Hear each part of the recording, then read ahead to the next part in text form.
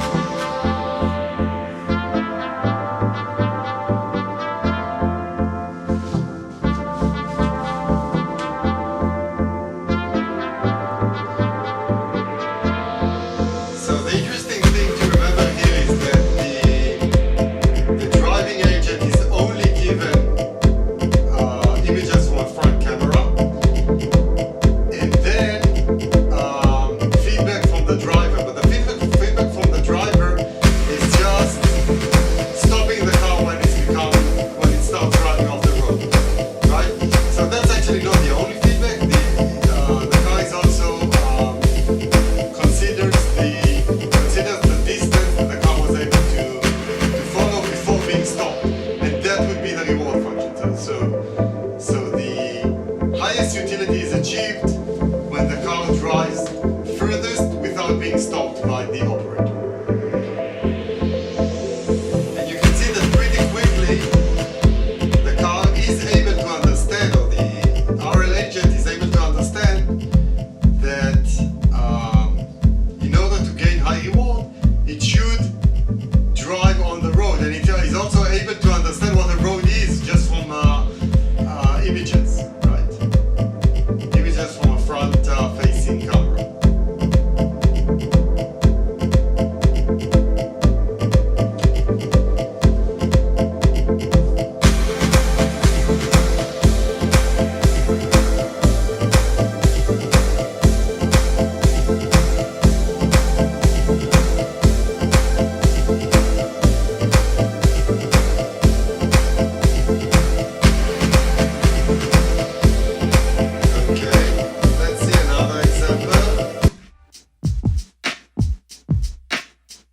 So this is more simulation.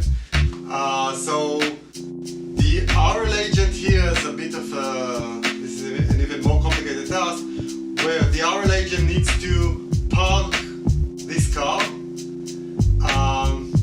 into a very specific designated area. You see the red box in the parking space. Of course, without hitting anything else. And being able to park there as soon as possible. So this actually shows you a bit of the issues with reinforcement learning, where it might be not very safe initially, because because initially it just tries random stuff until it is able to get some reward. Just get some reward signal, and that shows it what would be, or how it should change its behavior in order to gain more and more reward. So this is also known as a sparse reward task, because the agent can really spend a lot of time until it is able to spend a lot of time just randomly driving around the state space before it gets some reward signal. So these are usually harder to learn over time, or they require more samples, more interaction with the environment in order to uncover the reward and start to tune the behavior to gain more and more reward. So you can see now that the number of attempts is pretty high, man. It's a bit slow. Professor, since RL takes so long to train, how does it work in real world settings when you have to train it? Right, so for a real world setting, right, if this was in a real world case, if you are trying to train a car in the real world, you cannot actually wait for, currently we're at 15,000 attempts. This will take you several years probably. This is good for simulation, but not so much for the real world. For the real world, specifically, we're trying to train robots or a car, anything in the real world, we usually have to include some sophisticated technique that will allow us to reduce what's called the sample efficiency, right? To increase, the sample efficiency, to improve the sample efficiency, such that we can learn quicker. So for instance, in this case, if we'd include a more informative reward that, for instance, the distance from the parking location, that will help us significantly improve the training time in this case. But there are more sophisticated solutions to do that. We can't always include a dense reward function. We'll discuss these later on. Sparse reward problems, sparse reward domains are indeed a problem, right, a challenge. Okay, so let me just speed this up, because training is indeed a bit slow here. But you can see as training progresses, our car is able to learn useful behaviors.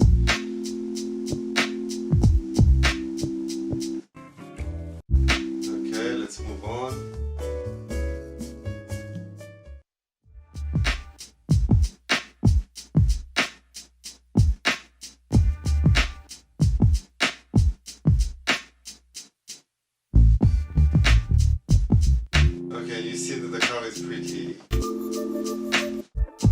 Pretty efficiently at this point, but as you can see, these took right. Also the somewhere harvest. Right, I need to use the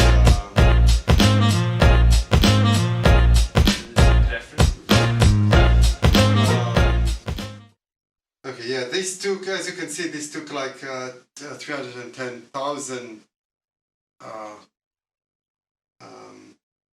samples, or not samples, like episodes, which is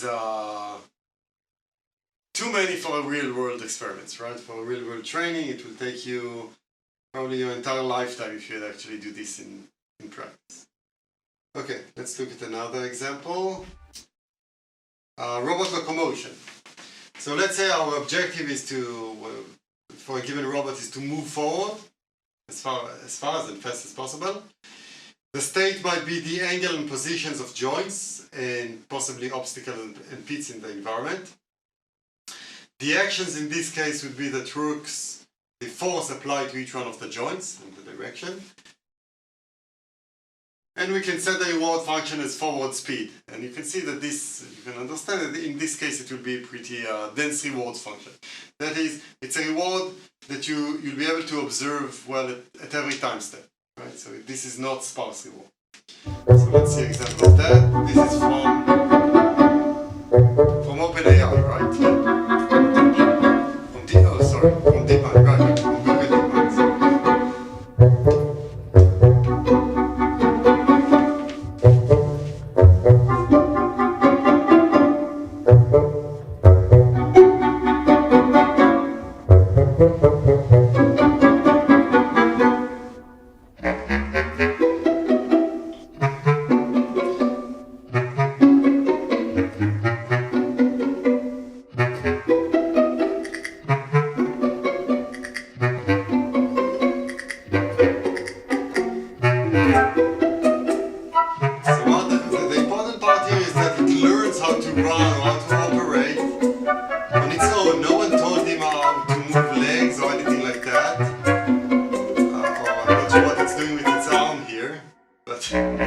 Sometimes it learns some arbitrary stuff. The important thing that it learns how to walk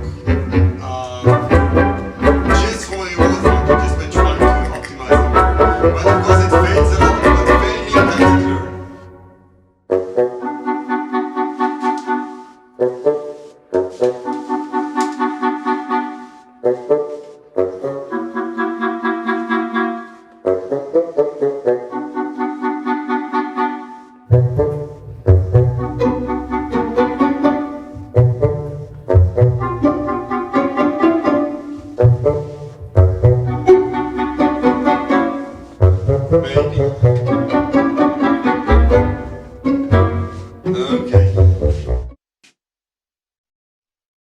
Okay, moving on to other examples of video games. That actually, I guess the domain that started the DeepRL field, I don't know, initiated it, right? Where they actually showed that they can train a deep reinforcement learning agent to outperform human players in video games, specifically Atari games. So the objective here can be to maximize the game score. And in this case, and this was a Nature paper originally, right? So this was a big deal when it just came out. The state is just the raw pixels. So it's a matrix with RGB. Actually, they did what's called a grayscale conversion in order to allow efficient computation. But it's just a matrix of pixels, right, of values. So out of the matrix of pixels, for each one of these video games, they learned, or the RL agent learned with the same code, after training, it learned how to perform, usually in most of these games, better than a human player. The actions in this case were Atari game controllers, and the reward was just the change in score. So they did provide the score also as the reward function for the RL agent in this case. But so that's the only thing that it was able to observe, the score and the pixels. Okay, so let's see an example.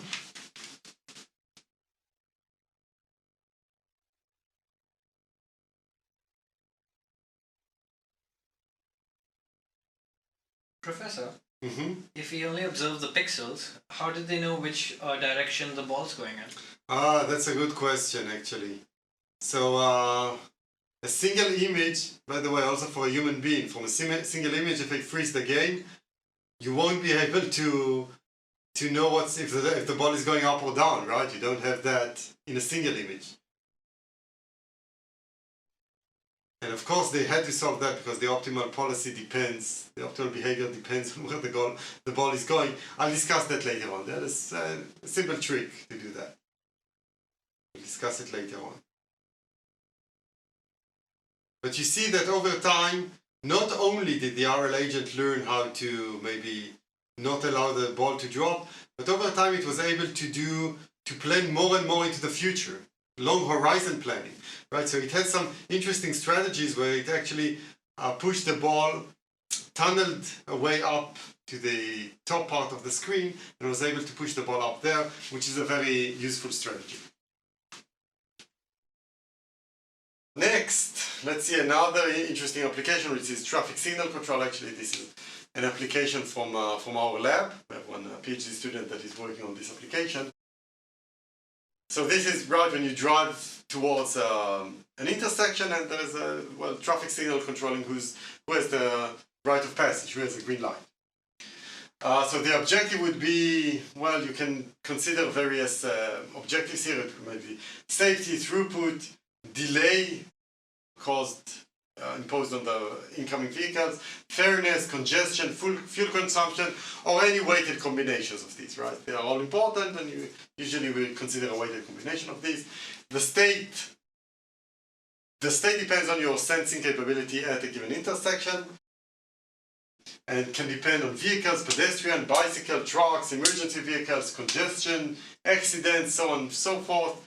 Again, this mainly depends on the sensing assumptions at an intersection. These days, most intersections have like a camera installed for each direction, and they can usually tell you, using supervised vision, AI-based vision, they can tell you the number of cars that are waiting in each direction and each lane and so on. In this case, the actions can be, well, changing the traffic signals, right, for the different incoming roads. And the reward function, well, it's based on the objective function. Whatever we define as the objective function, we can define an appropriate reward function. Okay, so this is an example from, again, my PhD student, James, showing some initial performance in a major intersection. This is simulating a major intersection in from Salt Lake City, I think. One of the major intersections there with real-world data regarding the incoming vehicles. And initially, this is just, I think, a fixed-time controller. It performs okay-ish, but you can see that traffic backs up in some of the directions. It's not. We can optimize it to perform better.